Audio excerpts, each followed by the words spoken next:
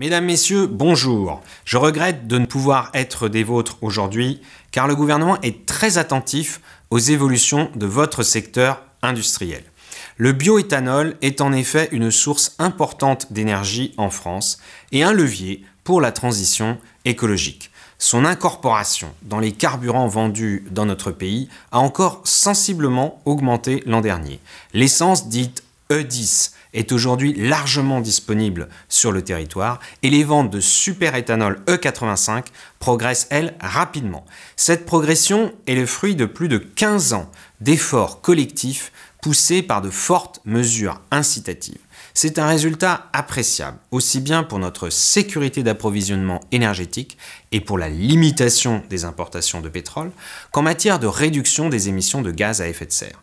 C'est aussi le développement d'une activité d'avenir, une filière à la fois industrielle et agricole, une activité qui contribue à l'économie française et qui respecte les critères environnementaux sur l'ensemble du cycle de production.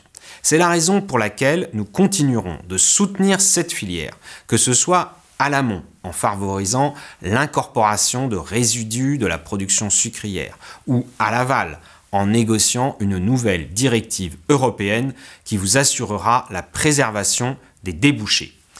Mais ne nous arrêtons pas là. L'avenir doit maintenant s'écrire en tenant compte de nos grands objectifs et je dirais même de nos impératifs en matière de transition énergétique. Cela suppose des transformations profondes et durables. Je pense en particulier au développement maîtrisé de l'usage énergétique de la biomasse que nous devons conduire, en concentrant progressivement son usage vers les secteurs où l'électricité décarbonée semble insuffisante, notamment dans l'aviation, en limitant l'usage des biocarburants ayant un fort impact environnemental, notamment sur l'affectation des terres au niveau international, et on pense bien sûr au sujet très polémique de l'huile de palme, et sans porter atteinte au secteur alimentaire, car il ne s'agit évidemment pas de faire concurrence aux productions alimentaires humaines ou animales en faisant du bioéthanol. Il nous faudra aussi accélérer le développement des nouvelles générations de biocarburants avancés. C'est pourquoi le gouvernement soutient la recherche et le développement dans ce domaine avec des expérimentations concrètes qui déboucheront prochainement.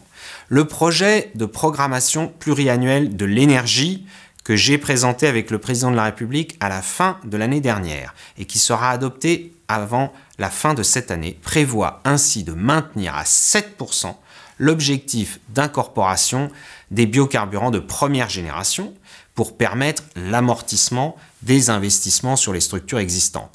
Il prévoit aussi des objectifs ambitieux pour le développement de la deuxième génération.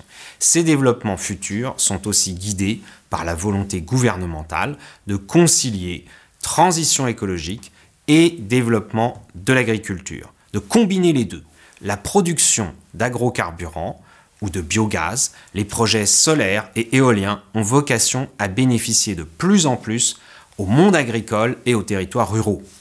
Vos entreprises, vos savoir-faire peuvent largement contribuer à ces indispensables transitions vers des produits toujours plus respectueux de l'environnement et économes en ressources.